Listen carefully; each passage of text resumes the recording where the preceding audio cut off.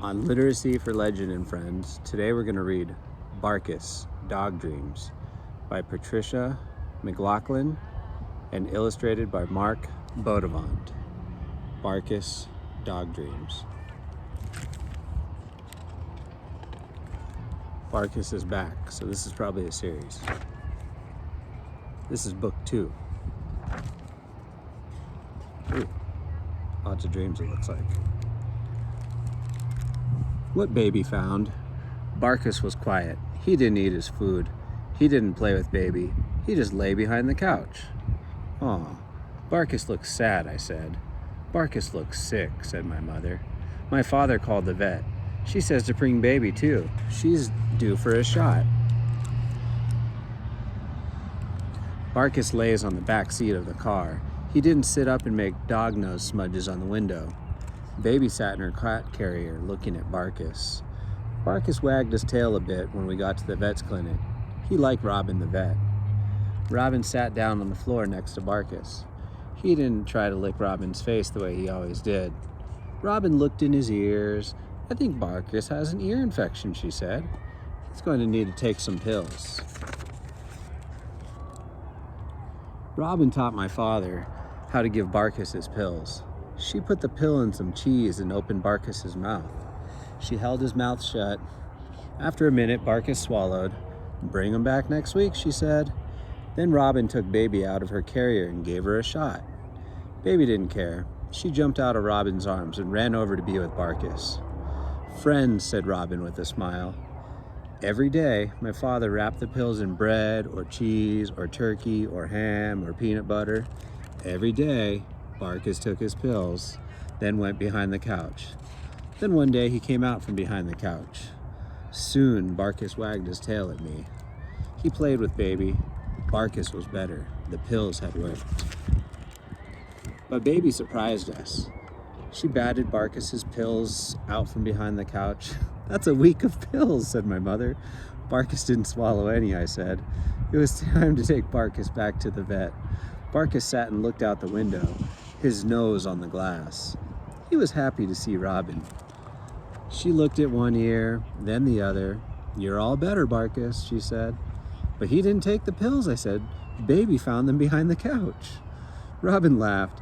I guess Barker got better without them, she said. She led him to the scale.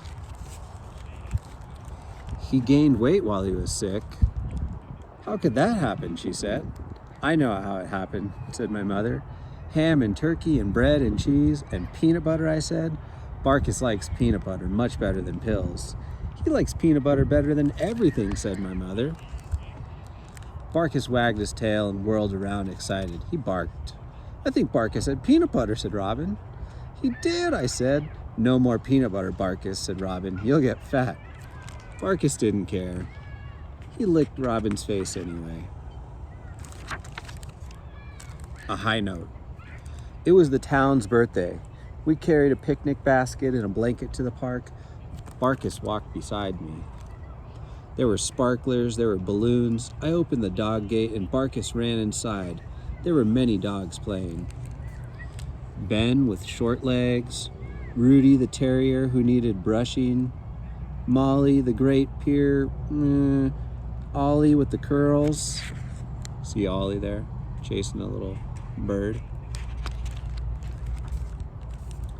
A band played a peppy song. Barkus stopped playing and listened. Barkus watched. Look at the pig piñata. Barkus wants to play in the band, I said. That's one thing Barkus can't do, said my father. Next, 4 girls danced on stage. Barkus perked up his ears. He wagged his tails. Barkus wants to dance, I said. Too bad, said my mother. That's another thing Barkus can't do. Catch that balloon, a man shouted. Barkus leapt up and caught the string in his mouth. Wow, thank you, said the man. He handed the balloon to the little girl. She patted Barkus. Good catch, said the man. That's a good dog. The best dog in the whole world, I said. That's something Barkus can do. But we would all be surprised. There was one more thing Barkus could do. A lady in a fancy dress came onto the stage. The band conductor lifted his baton. The band played, the lady sang, then she coughed, then she sneezed. "Uh-oh," said my father. "She'll never hit the high note at the end of the song." The lady sang on. She coughed again, she sneezed twice, "Hachoo, hachoo." And then came the end of the song. The lady couldn't reach the high note, but someone could. Beside me, Barkus stood, his nose in the air, his mouth in a little "ooh." Everyone turned to see where the high note was coming from. "It's that dog," someone yelled. "A dog?" Barkus held the note for so long I finally patted him.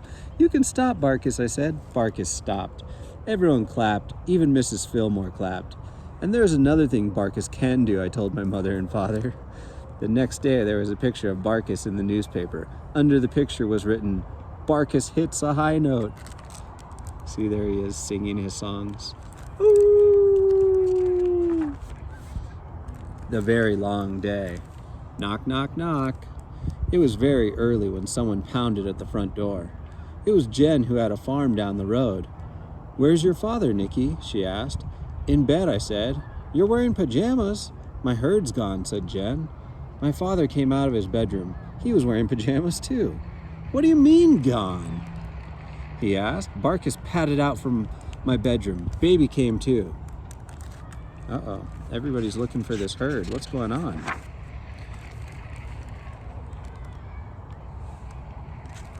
When I got up this morning, the fence was broken.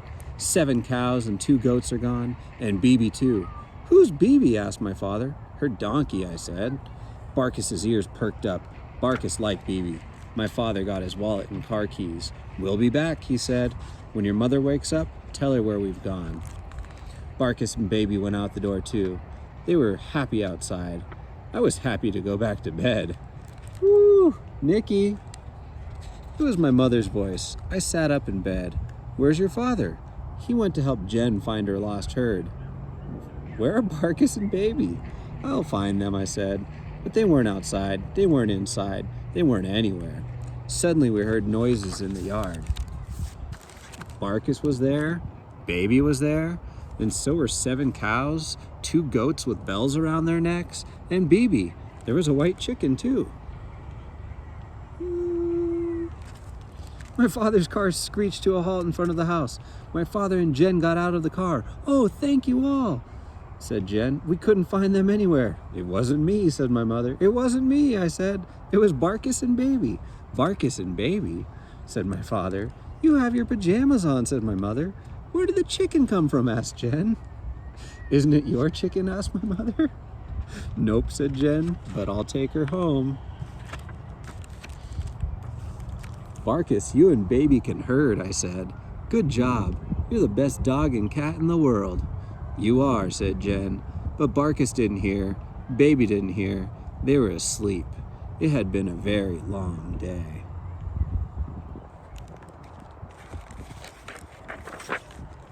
Trade about. There was a new dog next door. It was Miss DeLay's new dog. "My sister gave me her dog because she has to travel," said Miss Daly.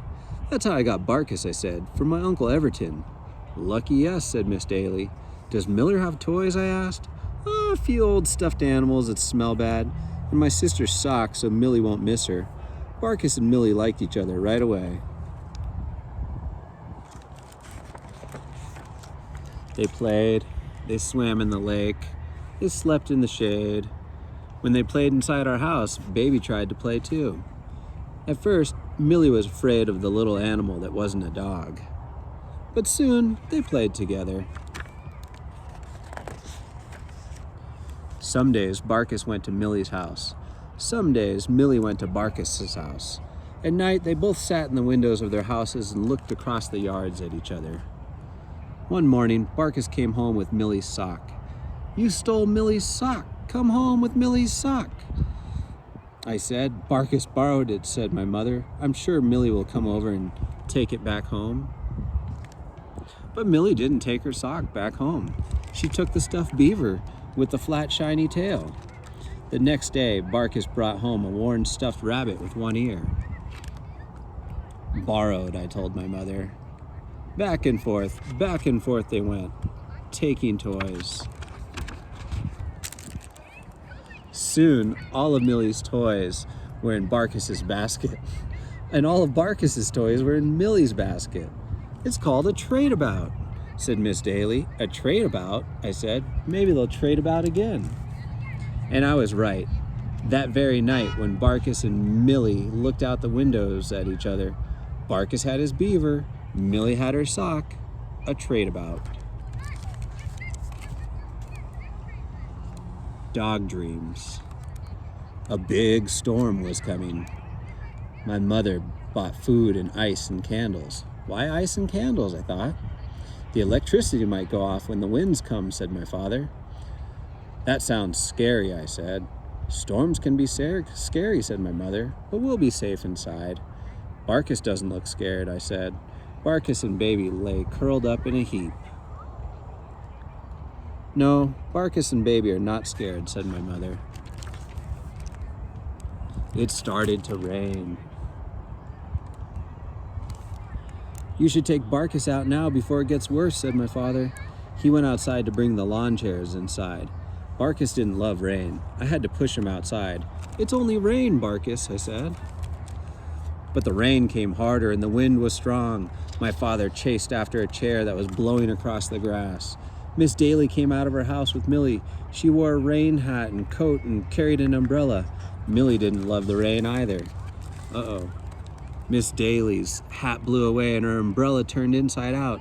Then some shingles from Miss Daly's porch roof blew off above us, and a branch fell from our maple tree.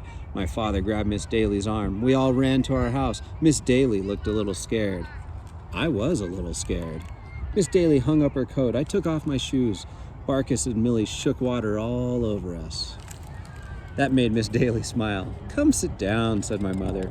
You can stay with us until the storm is over, said my father. That's nice of you, said Miss Daly. Then there was a sudden loud clap of thunder. The lights went out. My father lit the candles, and my mother built a fire in the fireplace. The fire was cheerful. The dogs moved close to the fire and slept. We ate sandwiches as the wind shook the house. We could hear small tree branches falling on the roof. I wonder why Baby and the dogs aren't scared, I said. They know we will take care of them, said Miss Daly. And they dream, she added. Millie, yip, yip, yip, in her sleep. Barkus whined in his sleep. Then he moved his feet as if he were running. They're dreaming about chasing each other on a sunny day, said Miss Daly.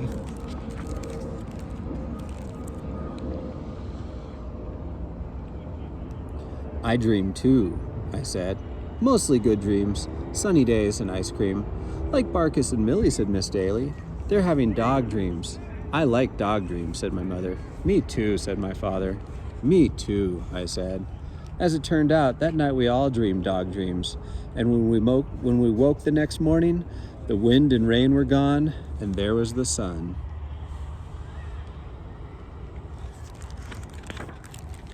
That was Barkus Dog Dreams.